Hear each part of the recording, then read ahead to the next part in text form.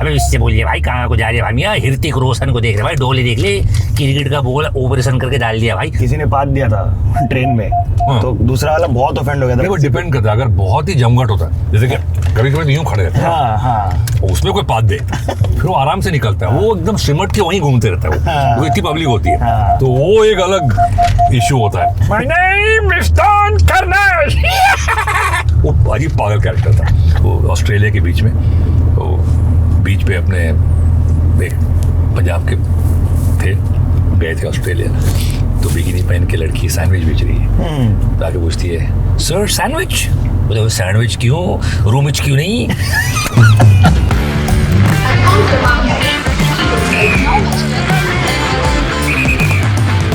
Welcome to the Bombay journey sir, क्या हाल है आपके? बस ठीक ठाक यार, गाड़ी वाड़ी भी ठीक है, मस्त है ना? मसाराठी क्या बात है, मी मराठी ना मसाराठी।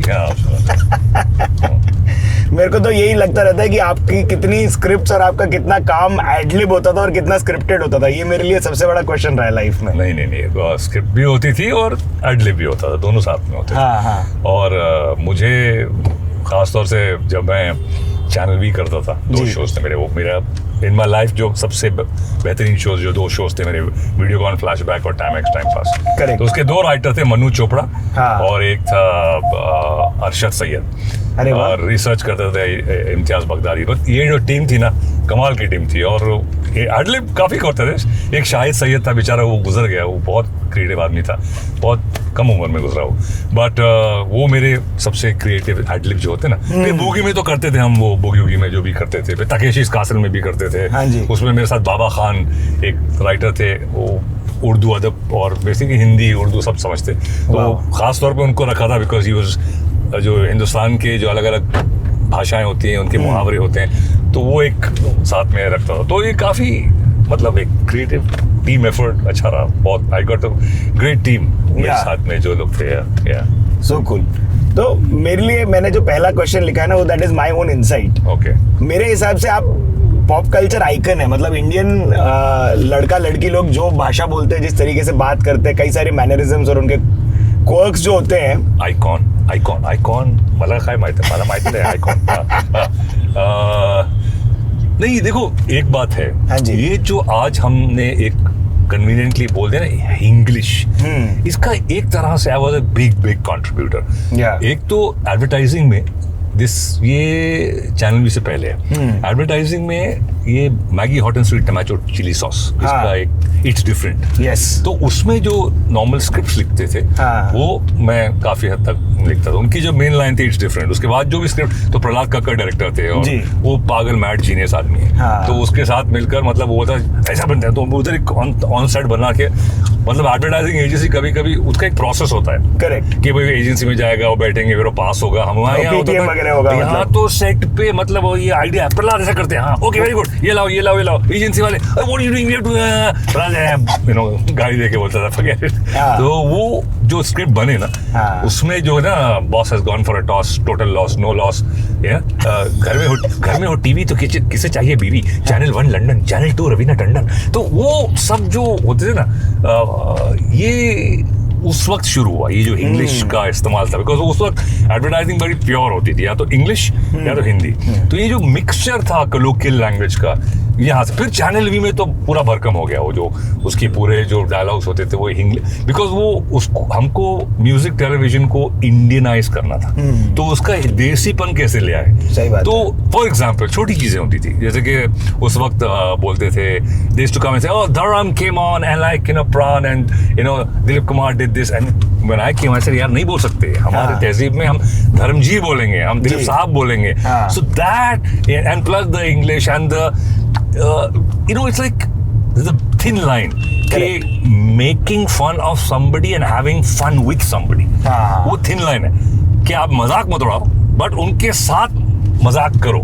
Yes. एक समझ होती है कि रिस्पेक्ट के साथ। तो वो चैनल भी में अचीव किया हमने, और I think that set that, and then Boogie of course was, you know, so yeah, so what you're saying right, एक जो ज़बान जो आजकल जो हम बोल रहे हैं, English, I was one of the so-called pioneers in that, when it came out, and these exaggerations that you did in Takeshi's Castle are just like wow moments, you know, like our verbology has, कि मतलब हम लोग ऐसे जब क्या करेला है, हटेला है, पटेला है, ये सब भी। ये तो बम्बैया है, ये तो बम्बैया काफी लोगों ने किया, बहुत ब्लैक एंड व्हाइट फिल्मों में भी आता था। हाँ गुरुदत्त साहब की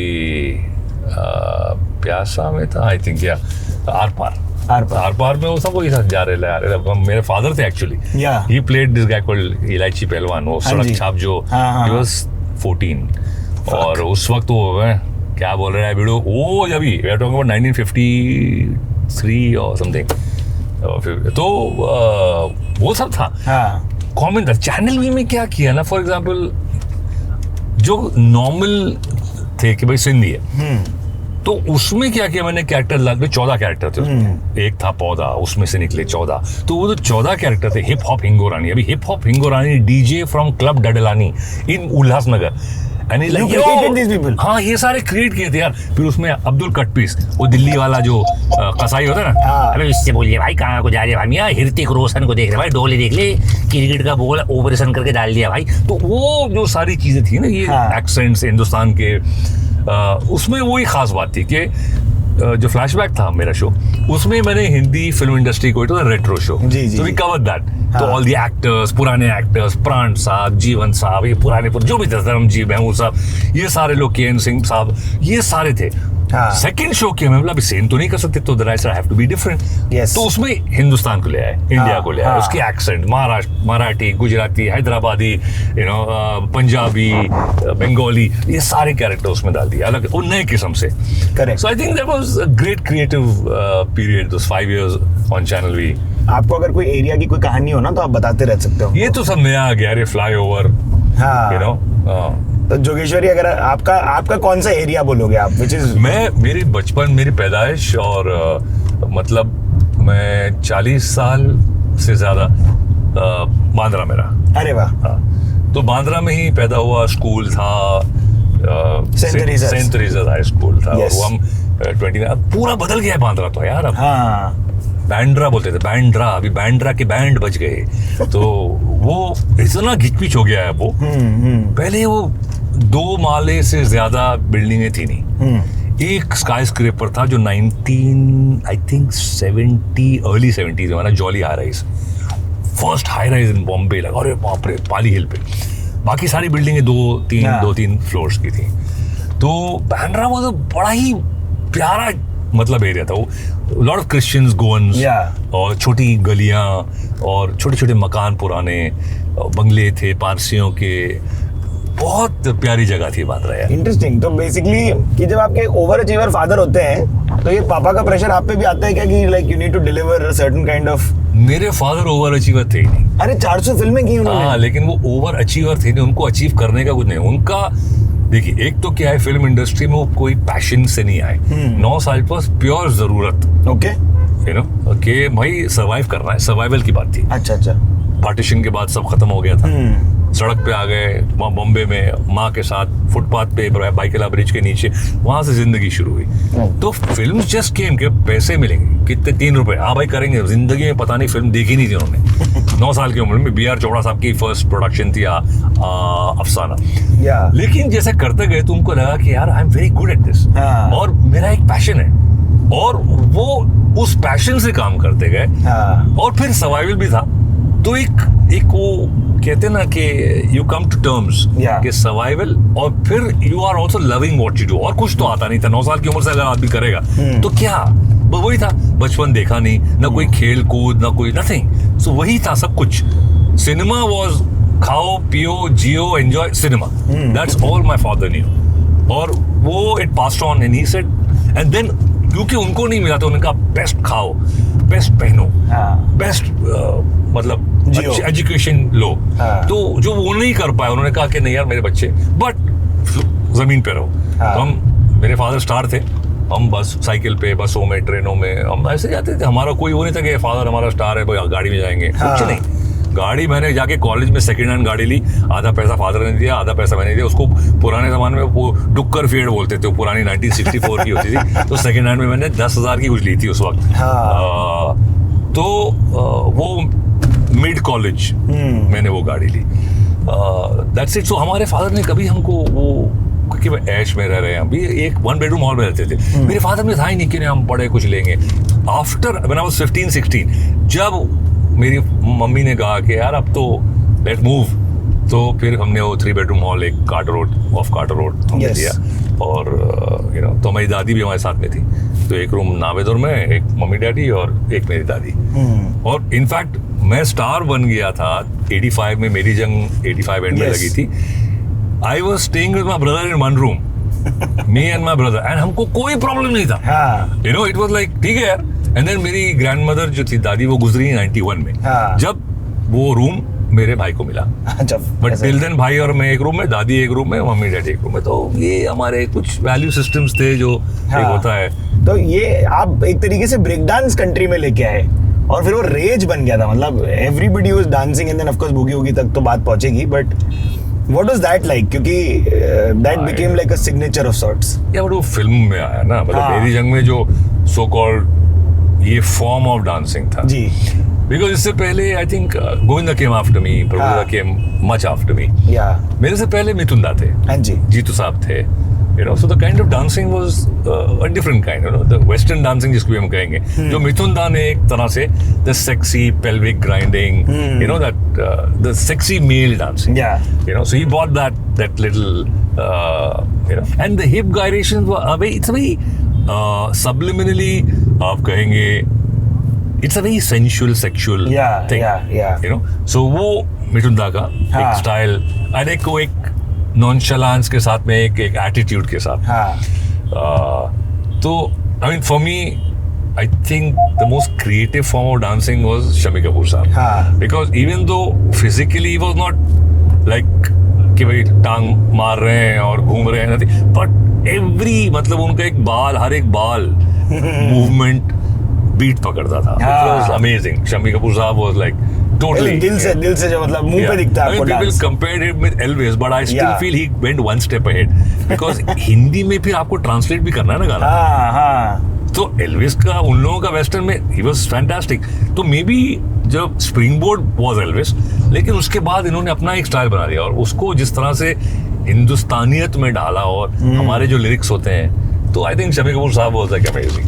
सो मिथुन दा के बाद when I came in, तो मेरा तो it was more technical, like you no you need, आपको एक फिजिकल आपकी फ्लेक्सिबिलिटी का होना जरूरी है कि आपकी टांग यहाँ तक उठनी है, आपको हवा में घूमना है, आपको कुछ करना है। सो प्योर स्टंट नहीं थे, मिक्सचर था। तो मेरा क्या था, मार्शल आर्ट्स थोड़ा था, फोक डांसिंग भी था, ब्रेक डांस था, इंडियन, तो ये सब मिक्स होके एक फॉर्म बन गया।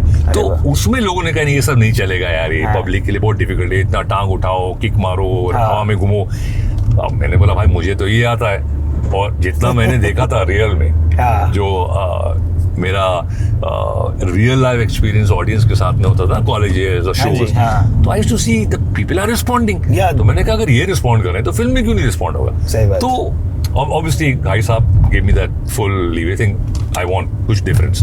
तो इवन सरोज जी ने वो फर्स्ट टाइम मुझे मिली, तो रिहर्सल हॉल में थे, तो मेरे फादर की बचपन की दोस्त थी वो, साथ में मतलब वही एरिया से निकले थे, सब गुर्बत से आए थे, तो एक दूसरे के वो बहुत तो फिर वो एक होता है ना कि यार दोस्त का बच्चा है, तो बोला अभी तू मेरे को दिखा तू क्या करता है, तो देन आई डिड व्हाटएवर। तो then she was like very you know, वो बात बड़ी अच्छी थी कि यार कोई अच्छी चीज है ले लो ना भाई, एंड में कोरियोग्राफी तो सरोज जी का ही नाम है। सही बात है। तो बोला अच्छा ये रखते हैं, ये रखते हैं, ये रखते हैं, यू नो ये करते हैं, फिर तेरा ये रख लेंगे, ये रख लेंगे। So it was amazing. I have worked in like 3-4 fantastic songs with हर।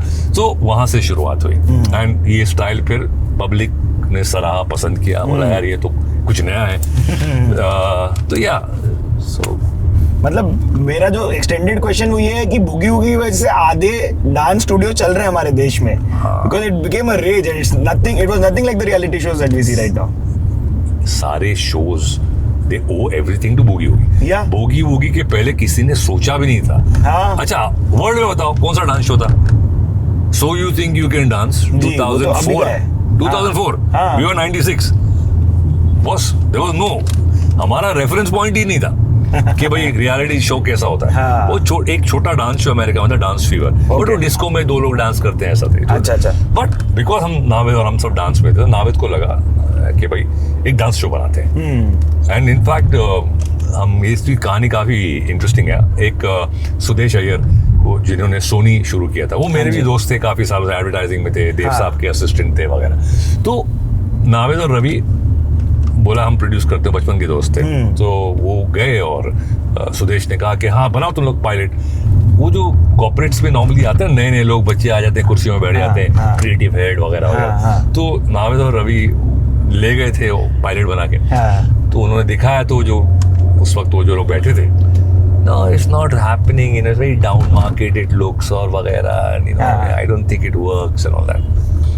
तो देव बहुत डिप्रेस होके निकल रहे थे। तो उस वक्त सुदेश जो थे जी वो अंदर आए थे, बोले क्या हुआ? तो उन्होंने बोला यार उन्होंने बोला कुछ समझ, उन्होंने दिखाओ दिखाओ मेरे को दिखाओ।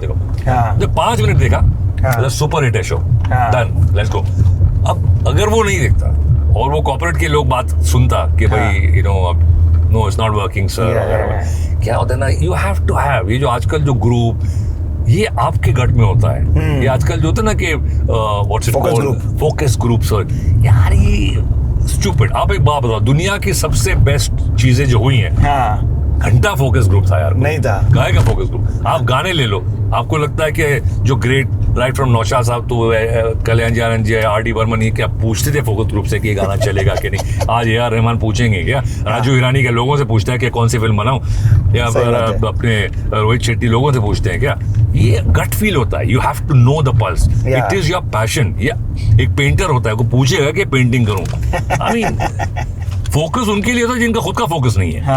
अगर आप नहीं समझे अपनी ऑडियंस को, तो फिर आपको मैं क्यों पगार तनख्वाह दे रहा हूँ? आपका काम है समझना जी, ये आपका एक्सपीरियंस है। आप एक एयर कंडीशन ऑफिस में बैठे हो नेपेंसी रोड पे, और फिर आप बोल रहे हो कि नहीं हिंदुस्तान ये चाहता है। घंटा आपको क्या पता यार, आप निकले ही नहीं हो बाहर, आपको भयंकर पता नहीं कहाँ है। यू नो, तो ये जो लोग बैठते हैं ना, आप कई I am not deriding anybody, but कई लोग they don't know the real India. अब हमारा एडवांटेज क्या है, खासतौर से मेरा, हमने शो किए right from the north east, Dibrugarh, Assam, किधर बंगाल के अंदर जाके, किधर नॉर्थ इंडिया, चंडीगढ़ के आगे आगे छोटे, तो हमने शोज किए। तो जो लाइव ऑडियंस साथ बैठते हैं ना, तो आपको समझ में आता है कि यार ये यहाँ हंसते हैं, तो ये जो जुड़ना होता है ऑडियंस से, इस बहुत जरूरी होता है। एंड आई थिंक ये बूगी ने समझा, और उस शो के जरिए 17 साल जो भी वो शो चला, पूरा हिंदुस्तान सिमट कर उस मंच पे आ गया कि आपको समझ में आता है कि हिंदुस्तान क्या है, उसके लोग क्या हैं, उसकी असलियत हकीकत क्या है, उसकी सोच क्या है, उसका ह्यूमर क्या है, उसकी पसंद क्या है, उसके सिद्धांत क्या है। ये सारी चीजें उस मंच से हमको सीखने को मिली, जो हिंदुस्तान को हमने पहचाना। और बड़ा योगदान था यार उस शो का, मतलब खास तौर से मेरे लिए और हम सब के, नावेद के लिए, रवि के लिए, कि जो हमने इस मुल्क को समझा, इस मुल्क की रूट्स को समझा। Without the back story that reality show today, कुछ नहीं यार, वो सब आती थी नेचुरली। और हमारे शो में वो सब स्क्रिप्टेड हम करते ही नहीं थे यार, नहीं थे। जो फ्लो दिल से आ रहा है, मन से जो निकल रहा है, वो चल रहा था। सो आई थिंक यहाँ पे एक सैंडविच, बैंड्रा में एक सैंडविच जॉइंट है, कैंडीज करके। कैंडीज पहले मैकडॉनल्ड्स के पीछे था, अभी इधर रेक्लेमेशन पे बना है, 2 आ गए ना। तो मैं जब भी बैंड्रा आता हूँ, तो मैं हमेशा वहाँ का चिकन सैंडविच है वो मैं पिकअप कर लेता हूँ। तो अगर होगा अपन रुकेंगे, तो चिकन सैंडविच यहाँ से पिकअप कर लेते हैं, चलते हैं। कितना लंबा चला बुगी? काफी लंबा, टोटली 17 ईयर्स है ना, 17 ईयर्स। 2 साल बीच में रुक गया था, फिर 27। और बहुत ऑनेस्ट शो था यार, मतलब बिल्कुल बनावटी नहीं था, और रिस्पेक्टफुल शो था। इसीलिए जब आप फैमिली, इस लोग क्या, क्यों अपनी माँ बहनों को, कंजर्वेटिव लोग यार, जो अपनी वाइफ को बोलेगा डांस करो, नहीं इंडिया में बड़ा कंजर्वेटिव है कि जो खासतौर पे छोटे शहरों के लोग हैं, कहते नहीं यार नाचेगी क्या हमारी घर की बहू, वो अलाउ करते थे। और वो ये बात कई लोगों ने कही, बोले आपके शो में एक जो वैल्यू और एक फैमिली का एक सिस्टम है और रिस्पेक्ट जो देते हैं, वो बिल्कुल छिछोरा नहीं लगता है। और आप इसीलिए हम अपने घर की बहू बेटियों को हम आने देते हैं शो में। तो हमारे लिए बहुत ही एक फख्र की बात थी, और एक यू नो कि पीपल थॉट ऑफ इट कि इस तरह से कि नहीं यार ये एक फैमिली है, एक एक्सटेंडेड फैमिली है हमारी। सामने फूल भी बन रहे हैं, ये तो मेरा वो भी था शेर ना, गेंदे का फूल और लिली का फूल। हिंदू फूल, मुस्लिम फूल। चलो जी, हम चलेंगे कैंडीज। यार मेरा वॉलेट मेरे पास नहीं है। हाँ मेरा है मेरे पास। चलो ठीक है, तुमको पे करना पड़ेगा। हाँ जी।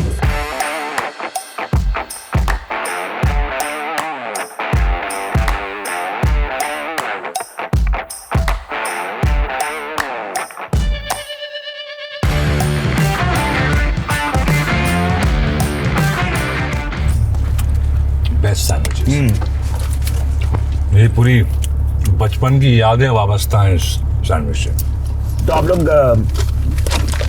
Pre car what was your routine like would you cycle everywhere? Cycle मतलब वो भी जब मैं आई थिंक 9th में था या 10th में था, तो मेरे फादर ने उस जमाने में गियर साइकिल होती है, तो 10 स्पीड एक ड्रेक नाम की साइकिल थी। वाओ। वो जाके हमने आई थिंक कालबा देवी वहाँ साइकिल्स बिकती थी उस जमाने में, वो फैंसी साइकिल थी, Drake cycle.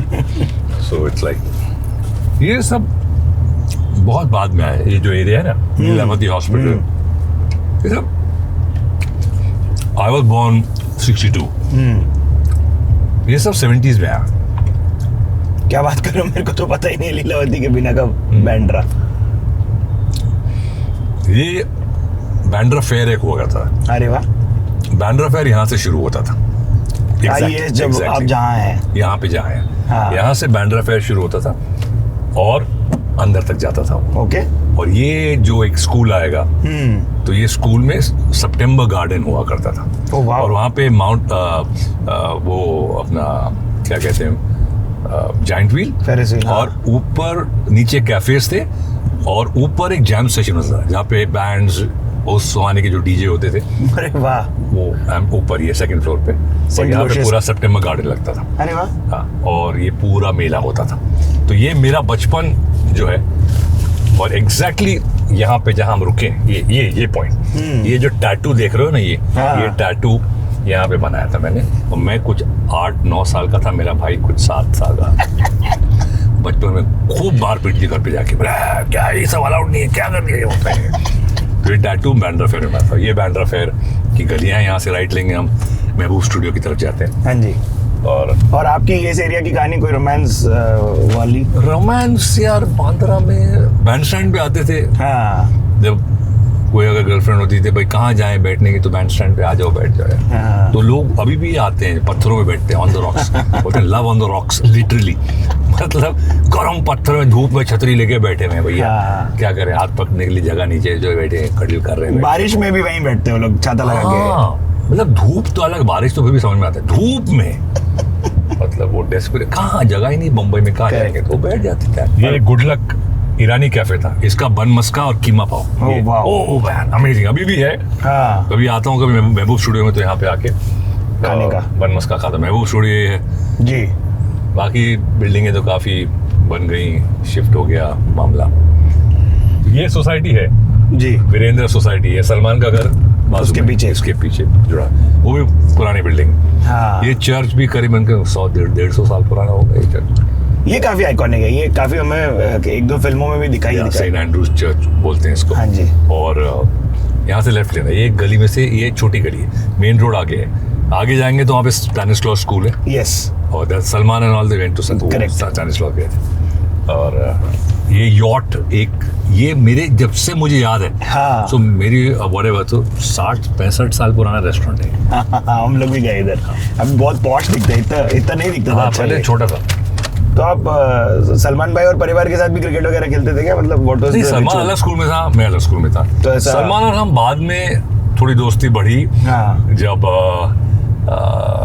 I think college, अरे वाह, जो शुरू हुआ ना, तो एक सीरॉक होटल था, वहाँ पे एक क्लब था प्लेमेट, तो वहाँ पे लोग स्विमिंग पूल वगैरह वगैरह, तो वहाँ पे मिलना जुलना ज्यादा होता था सलमान के साथ में।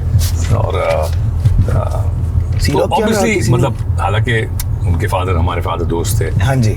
बट उस टाइम वक्त में काफी मतलब मिलना जुलना सीरॉक में होता था। हाँ। इनफैक्ट मैं रोलर स्केटिंग करता था। अरे वाह। और सलमान ने जब मैंने प्यार किया साइन की, तो उसमें रोलर स्केटिंग का सीख करते हैं वो। हाँ। सो मैं रोलर स्केटिंग अच्छी करता था, तो मेरे स्केट्स होते, वो स्पेशल स्केट्स होते थे जूतों के साथ। उस टाइम पे मिलते नहीं थे।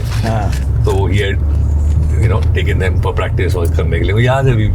सो डेडिकेटेड था वो हमेशा। सलमान वाज ऑलवेज एक फोकस था, नहीं करना है, तो ही हार्ड वर्किंग।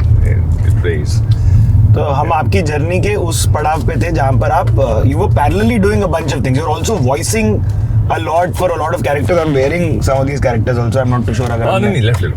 मिकी माउस वगैरह आपने माइक वो किया है। वॉइस किया है मिकी माउस, गूफी थोड़ा किया जी। डॉन कर्नाश करके कैरेक्टर था, बहुत मजे का कैरेक्टर। यस वो टेल स्पिन में आता था। हाँ तो बलू। शेर खान भी कहा, बलू था, डॉन कर्नाश विलन था, पायरेट था। My name is Don Karnage. वो अजीब पागल कैरेक्टर था। ये पेरी क्रॉस रोड है। तो आपने वॉइस ट्रेनिंग वगैरह की है क्या? अरे कुछ नहीं किया है, ऐसे ही आपको पहले पता नहीं था, एक आ गया कुदरती, एक कुछ एक नैक था। हाँ। सो उससे तो ये मेरा पुराना घर है, यहाँ पे मैं 27 साल रहा। ग्रीन गेट नाम था, हम लोग बोलते हैं हरिद्वार। यू नो, तो ये गार्डन था, यहाँ पे बैठते थे काफी। संजय दत्त, कुमार गौरव भी आते थे यहाँ पे, कभी बैठ के थोड़ा अपना बिहेवियर इधर ही पार्क में थोड़ा कभी रात को बैठी दोस्तों के साथ में बैठ के। This is remained as it is. Sea facing, मतलब ड्यूप्ले अपार्टमेंट विद शौचालय आउटडोर। ये तो बाद में बनाया। पहले तो ओपन एयर बिल्कुल, ऑन द रॉक्स। जहाँ शाम पे रोमांस होता है वहाँ दिन में ये सब होता है। You don't have any local train stories? आपका ऐसा लोकल ट्रेन में बहुत सफर किया है यार। हाँ, Bandra, Churchgate, VT, film देखने जाते थे, कभी कोई मैच होता था तो चले जाते थे। सो ट्रेन से बहुत सफर किया, और ट्रेन में वही काम आया बहुत। ऑब्जर्वेशन जो होता है ना, जो लोग बैठे होते हैं यू नो, तो उनको ऑब्जर्व करना। लोग भरे होते हैं ना, बॉम्बे कॉस्मोपॉलिटन अभी, उसमें गुजराती, मराठी, पंजाबी, सिंधी सब बैठे हैं, सब आप सुन रहे हैं उनकी आवाजें, उनका क्वर्क्स क्या होते हैं, तो वहां से कैरेक्टर्स मिलते हैं। और ये डेटा बैंक में इकट्ठा होते रहता है, और वो अभी आके काम आता है। वो ऐसा दिखता था, ऐसा कुछ करता था, ऐसे बोलता था। तो ये अभी जो भी मैं करता हूँ, रेफरेंस पॉइंट्स मिल जाते हैं मुझे। मेरे एक दोस्त के साथ हुआ था, मैं मलाड में चढ़ता था, वो बोरीवली में, और किसी ने पाद दिया था ट्रेन में। तो दूसरा वाला बहुत ऑफेंड हो गया था, बोलता है this is an offence, like I will report you. तो बहुत कांड हो गया था। तो ऐसे देखो, डिपेंड करता है। अगर बहुत ही जमघट होता है, जैसे कि कभी कभी यूं खड़े रहते हैं, उसमें कोई पाद दे, अब वो फिर वो आराम से निकलता है, फिर घूम। और नॉर्मली क्या होता है, अगर हवा होती है फैल जाता है पाद, वो एकदम सिमट के वहीं घूमते रहता है, वो इतनी पब्लिक होती है। और दूसरी बात है, अब ट्रेन में यूं खड़े होते हैं ना, अब अगर कोई लंबा है तो आपकी नाक सीधी यहाँ पे, यू नो, तो वो एक अलग इश्यू होता है। बहुत बड़ा इश्यू है ये। लैंग्वेज पे पकड़ कहाँ से, मतलब आपकी? मैं बम्बई, देखिए बम्बई, अभी हम तो बम्बई बोलते थे, अब मुंबई है, बट बिकॉज पूरी हिंदुस्तान के लोग मेल्टिंग पॉट बन गया ना मुंबई, तो वहाँ पे सब कुछ सुनने मिलता था। और local train is an amazing place, मैंने कहा ना, वो एक बहुत कम वक्त में और बहुत छोटे डिस्टेंस में आपको इतनी वैरायटी मिल जाती है। सही बात है। फिर हम कभी आप अभी जैसे ईरानी होटल, चिलिया होटल, ये सब चाय पीने बन मस्का बैठ गए, तो वहाँ भी तो ये बॉम्बे से। लेकिन मेरे घर में जो थी, फादर जो थे, वो बहुत, उनकी जबान जो थी बहुत प्योर थी और सटीक, मतलब जो, इसीलिए उर्दू बोलने से फायदा ये हुआ कि उर्दू के जो अल्फाबेट्स होते हैं, अगर आप उर्दू प्रोनाउंस कर सको जी, तो उसमें हर कोई, दुनिया का कोई भी लैंग्वेज हो, साज है। बिकॉज आपके पास श है, ट है, क है, ग है, य है। नहीं, तो अभी जर्मन का है, वेरी इजी, यू नो। अब कई लोग, फॉर एग्जांपल अरबिक में ग नहीं है, अरबिक में प नहीं है। क्या बात? वहाँ पेप्सी नहीं है, बेब्जी है वो। तो उनका अरबिक है बेब्जी, यू नो, पिज्जा नहीं बोल सकते। तो उर्दू में, बिकॉज ये मिश्रण था ना इतनी सारी जबानों का, और ये हिंदुस्तान में बनी, उर्दू हिंदुस्तान की जबान है, फॉरेन लैंग्वेज नहीं है। It was created in India by the people for the people. Correct. तो ये सारी आर्मी की लैंग्वेज थी, क्योंकि आर्मी में इतने सारे लोग होते थे, तो कैसे बात करेंगे? तो ये सारी जबानों को मिलाकर हिंदी, संस्कृत, अरबिक, पर्शियन सारी मिलके उर्दू बनी। क्या बात? तो और कमाल की जबान है, तो वही फायदा होता। तो मेरी जबान जो, अब कई लोग गलती बोल देते हैं, यू नो, खुदा बोल देते हैं। खुदा, ये जबान की एक आई थिंक जरूरी है। कई गानों में सुनता हूँ कभी कभी, खुदा, अरे क्या खुदा, कौन खोद रहा है बैठ के यार? मतलब यहाँ भी खुदा है, वहां भी खुदा है, जहाँ नहीं खुदा है वहां कल खुदेगा। तो ये अच्छा था। तो ये आई थिंक जबान जरूरी है। हाँ। तो क्या हो गया ना, मुंबई में रहते हुए भी मुंबई में बोल लेते हैं ये बहुत किधर जा रहे हैं आप उनको ना खाने, जैसे हम बोलते ना कि मुझे ये चाहिए, इधर मेरे को होता है, मेरे को ये मांगता है, हाँ मेरे को मांगता है, बस ये मेरे को मांगता है, मुझे ये चाहिए। तो ये जो सही जबान होगी, सही बात है। ये क्या एक्चुअली हम जो फिल्मों की जबान है ना, हिंदी फिल्मों की, वो एक जबान है हिंदुस्तानी जी, जो मिश्रण है उर्दू और हिंदी का, जिसमें आई थिंक 70% 80% उर्दू है, 20% आती है, अरे 20% हिंदी है बॉस, प्योर हिंदी की बात कर रहा हूँ, 80% उर्दू है। तो हम जो बात फिल्मों में करते हैं, डायलॉग गाने वगैरह, सब उर्दू है। सही बात है। तो जो कुछ लोग ऑब्जेक्शन ले रहे हैं ना, उर्दू ये वो, they making a political issue, making Urdu का रिलीजन से क्या ताल्लुक है यार, लैंग्वेज को लैंग्वेज रहने दो। कितने पंजाबी हैं, सिंधी हैं, उर्दू लिखते हैं टेक्स्ट अभी भी, you know. So it's just exactly हर चीज को ये मत करो यार। ये भी दोस्त का बेटा जब सामने आ गया हीरोपंती, हाँ, गोद में लेकर, यू नो, जब छोटा जाकी से दोस्ती गैंग फिल्म की थी, 1990, 10 साल चली हो, because there was a problem, then Mazhar Khan passed away. तो बांद्रा में हम सब, जैकी, नाना, कुमार गौरव, माई सेल्फ, हम 4 main. Story was gang was Gangu, Abdul, Nihar, Gary, GANG, और ये 4 दोस्त थे। मजे, बहुत अच्छी फिल्म थी। तो जब ये टाइगर उस वक्त पैदा भी हुआ, फिर बड़ा हुआ, फिर तो ये सब देखने को मिला, भी खुशी होती है यार, यू नो, इतना काम बच्चे आज प्रॉस्पर करते हैं, एंड इज फैंटास्टिक जो करता है, यूनिक, मतलब उसके आर्ट में वो इज लेफ्ट लेना, हाँ लेफ्ट लेन, अभी लिंकिंग रोड का है जी। हम लोग कैंडीज में जनरेशंस की भी बात कर रहे थे, आपके घर में ही जनरेशंस एग्जिस्ट करती हैं, so is it confusing, is it sometimes like are you catching up because of your kids? हाँ, अभी मेरे बच्चों से नए नए वर्ड सीखने मिलते हैं। डोप, डोप, अभी छोटा बेटा जरा बोलता है, वो जेन जी वाला है, वो lyric, is a writer, is a rapper, is a hip hop music अपना खुद का क्रिएट करता है। अभी 18-19 का हो जाए, तो वो 15 साल की उम्र से कर रहा है। तो सब नए नए वर्ड जो होते हैं ना, I'll dip, I'm gonna dip now. अभी वो डिप का बाद में पता चला मैं जा रहा हूँ। What? I also didn't know this. You just taught me this. Yeah, dip. That's the word. Okay, I'm gonna dip. Dip means I'm जा रहा हूँ. Gonna bounce. I'm gonna bounce. Bounce के बाद आया dip. अच्छा। Okay, I'll dip. ये generation की जो बात थी, वो मैं बेसिकली इसलिए पूछना चाह रहा था कि ये एस्केप लाइव शो मेरे को ज़्यादा कुछ समझा नहीं, तो मेरे को आपसे समझना था कि ये साज क्या है, मतलब व्हाट इज हैपनिंग। स्पेसिफिकली जो ये एप्स होते हैं, जो लाइक इंस्टा, टिकटॉक वगैरह, यस, सो ये एक ऐप है जहाँ आपको एक प्लेटफॉर्म मिलता है और आप अपना टैलेंट दिखाइए, जो भी अपना टैलेंट। हमारा बूगी वूगी था एक बात थी, वो प्लेटफॉर्म था, वो प्लेटफॉर्म टीवी पे आता था, अब प्लेटफॉर्म जो है इंटरनेट पे आ गए। तो ये एक प्लेटफॉर्म है जो जिसका CEO मैं हूँ, उसका नाम है एस्केप लाइव। और why escape is the why, you know, escape is the why. Why is like, ये वाई जब तक हमारी जिंदगी में नहीं होगा तो पूरी नहीं होती है कि why am I not rich, why am I not successful, सवाल इंसान पूछता है अपने आप से। तो why is very very important, you know. तो उस वाई को रखते हुए उसकी फिलॉसफी है और ये प्लेटफॉर्म दिया जाता है, और बिकॉज ये एक नया प्लेटफॉर्म है तो मोनेटाइजेशन बहुत ज़रूरी होता है। तो इसमें उन्होंने, आप हाउ डू अट्रैक्ट पीपल, कि भाई 30 दिन है, इन 30 दिनों में आप अपना टैलेंट दिखाइए और आपको हार्ट्स और डायमंड्स कलेक्ट करने हैं। अब ये है कि हार्ट्स कॉस्ट से 10 रुपीज़, डायमंड्स कॉस्ट 50 रुपीज़। तो आपके जो फॉलोअर्स हैं, जिसको सबसे ज़्यादा हार्ट्स और डायमंड्स मिलेंगे, okay, at the end of 30 days will be the winner, and he will win 3 crores rupees. Oh wow.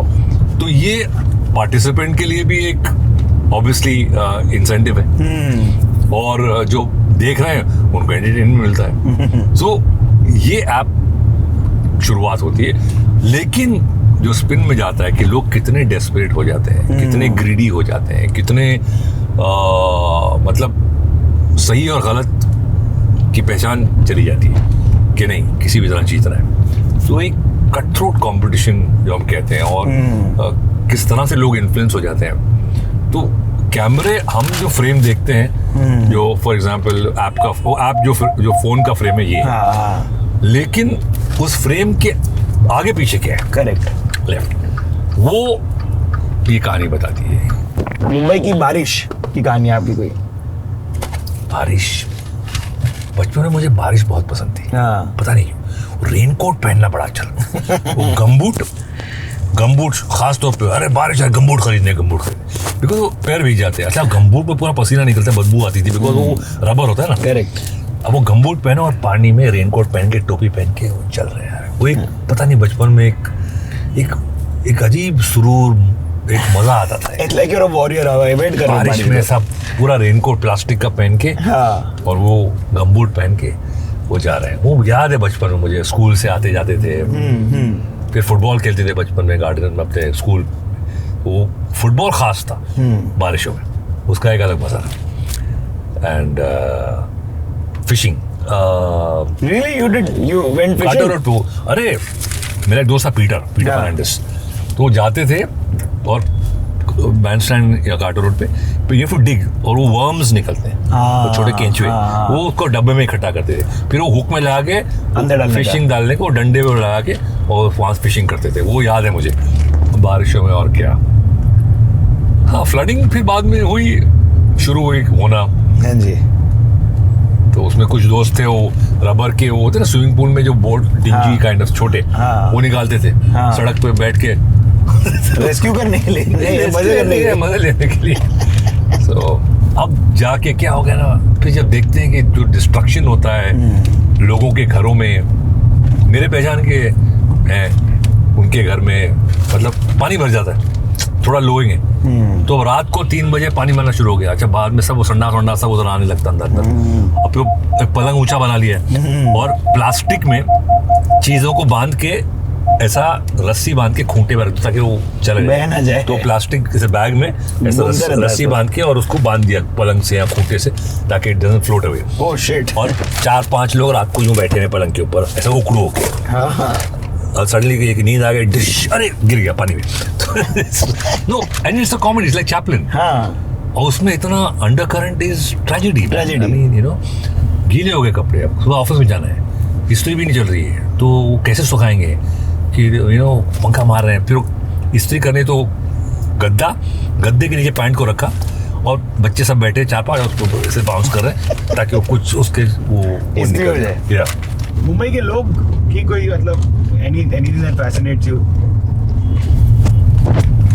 Mumbai के लोग बहुत सही, बहुत अडेप्टिव है, और एक स्पिरिट है उनमें, और एक जो आप सही मायने में यूनिटी देखेंगे, you know, cultural, language, religion, ये सब चीजें पार करके अपने काम में लगे रहते हैं, अपने काम में मजा ले रहे हैं, और एक दूसरे का साथ दे रहे हैं। मैकेनिक से लेके साइकिल वाला, पाव भाजी वाला, फिल्म, टैक्सी, ट्रेन ड्राइवर, सब कोलैबोरेटिव स्पिरिट है। कोलैबोरेटिव स्पिरिट, सही बोला। हाँ। एक तेरा काम चलना चाहिए, मेरा भी चलना चाहिए। हाँ, साथ में। I think it's beautiful. Bombay is एक लाइफ है इसमें। इतनी सब कमोशन में भी there is some sort of cohesion. Yes. कैसा लगा आपको, मजा आया? मजा आया, अच्छा लगा यार, बात करके भी अच्छा लगा। Good time spend with you. Yes. Thank you for the sandwich. Of course. उसका एक बड़ा मजे का जोक था। हाँ। तो वो ऑस्ट्रेलिया के बीच में, वो बीच पे अपने एक पंजाब के थे, गए थे ऑस्ट्रेलिया, तो बिकिनी पहन के लड़की सैंडविच बेच रही है, तो आके पूछती है, सर सैंडविच? बोले, सैंडविच क्यों, रूमिच क्यों नहीं? चलो जी, on that note, this is Sid signing off on the Bombay Journey. Please like, comment, share and subscribe. Adios guys, God bless you all. Keep the peace.